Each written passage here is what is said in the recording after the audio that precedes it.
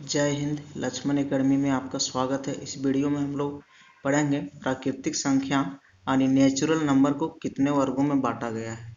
ठीक है, इससे पहले हम लोग 2 वीडियो में पढ़ चुके हैं कि प्राकृतिक संख्या क्या होता है, पूर्ण संख्या क्या होता है, सम संख्या और विषम संख्या के बारे में हमने पढ़ लिया है। तो इस वीडियो में चलिए समझते हैं हम लोग कि प्राकृतिक संख्या को कितने वर्गों में बांटा गया है। प्राकृतिक संख्या को 2 वर्गों में बांटा गया है। पहला है अभाज्य संख्या, जिसे हम रूट संख्या भी कहते हैं, और यदि अंग्रेजी में बोलेंगे तो अंग्रेजी में हम लोग इसे प्राइम नंबर कहते हैं।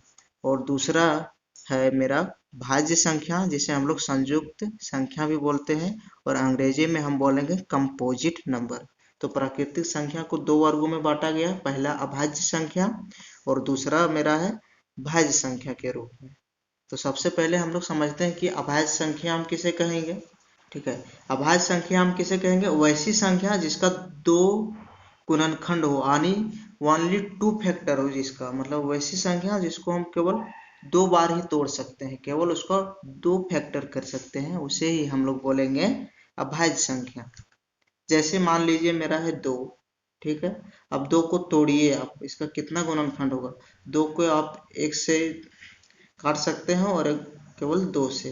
देखिए इसका 2 फैक्टर हुआ, मतलब ये अभाज्य संख्या है। और यदि मान लीजिए 3 को हम तोड़ते हैं तो 3 का कितना फैक्टर होगा? 1 होगा।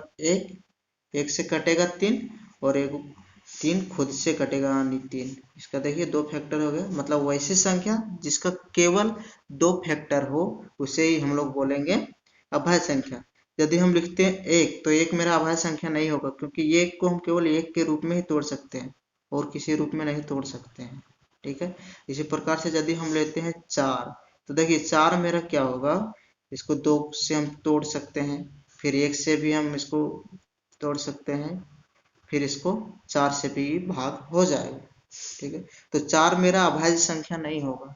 मतलब वैसी संख्या जिसका केवल 2 फैक्टर होना चाहिए। जैसे फिर हम लेते हैं एक संख्या 5। 5 को आप तोड़िए, देखिए इसका एक गुणनखंड होगा 1 और दूसरा हो जाएगा खुद ही 5।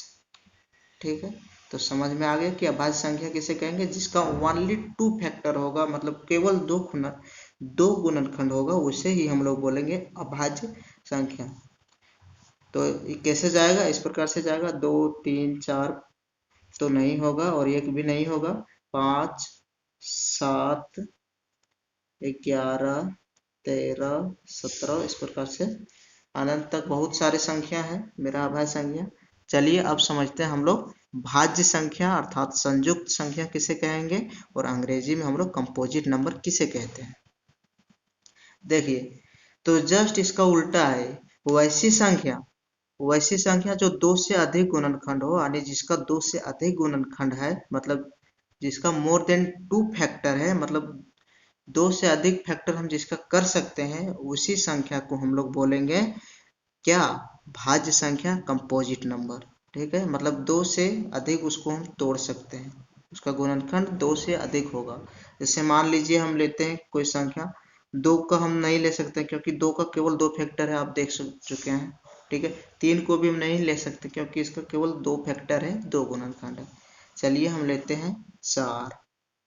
ठीक है, 4 को आप कितना बार तोड़ सकते हैं? सबसे पहले 4 तो खुद 4 से भागा देंगे 4 में तो भी टूट जाएगा ये। फिर इसको हम 1 से भी दे सकते हैं, फिर ये 2 से भी जाएगा। ठीक है, इसका देखिए 2 से अधिक फैक्टर है, इसका 3 फैक्टर हो गया यानी 3 गुणनखंड। तो इसलिए 4 मेरा क्या हो जाएगा? भाज्य संख्या। इसी प्रकार से हम लेते हैं 6।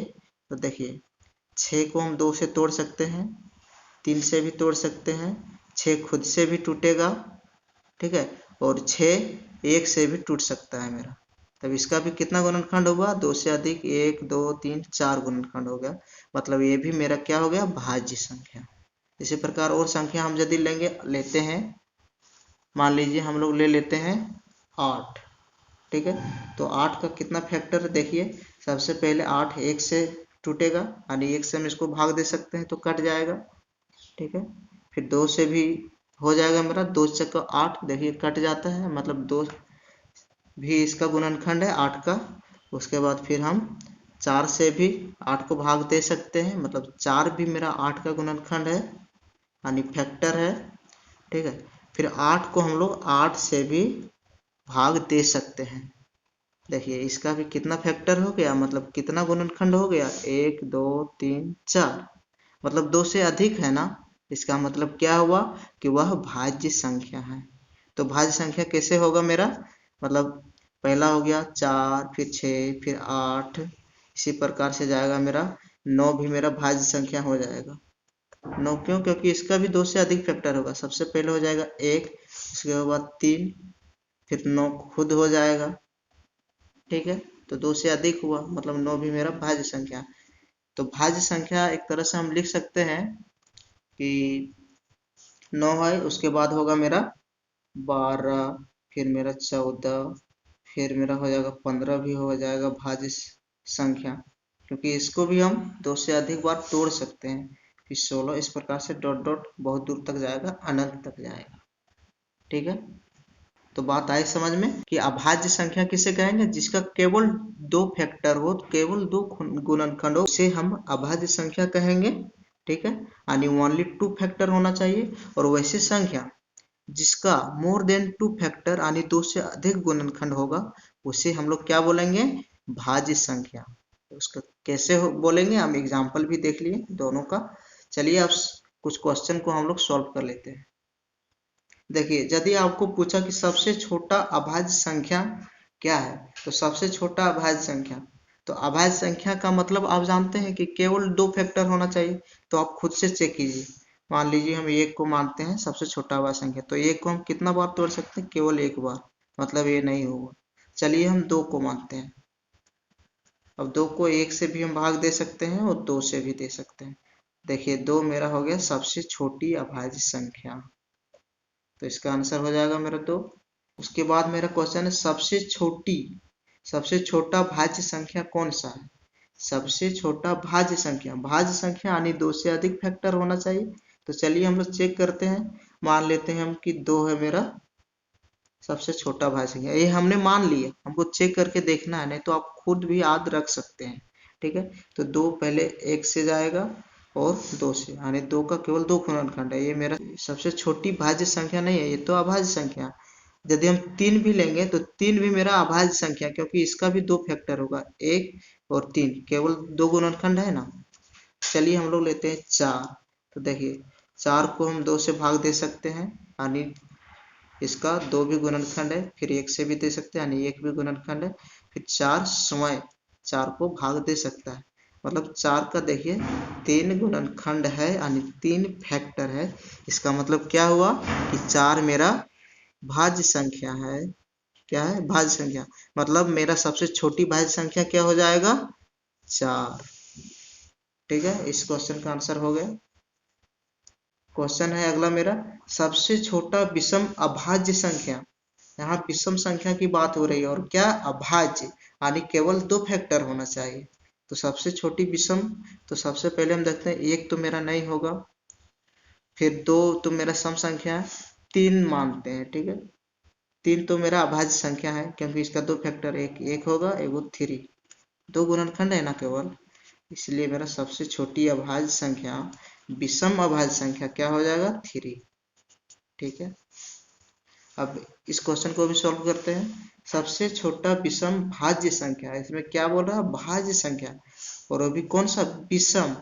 ठीक है, तो भाज्य मतलब 2 से अधिक गुणनखंड होगा। तो चलिए हम लोग चेक करते हैं कौन सा। देखिए यहाँ विषम बोला है, तो मान लेते हैं हम 3, तो 3 तो मेरा हो गया भाज्य संख्या, लेकिन यहाँ बोल रहा है भाज्य, तो ये नहीं होगा।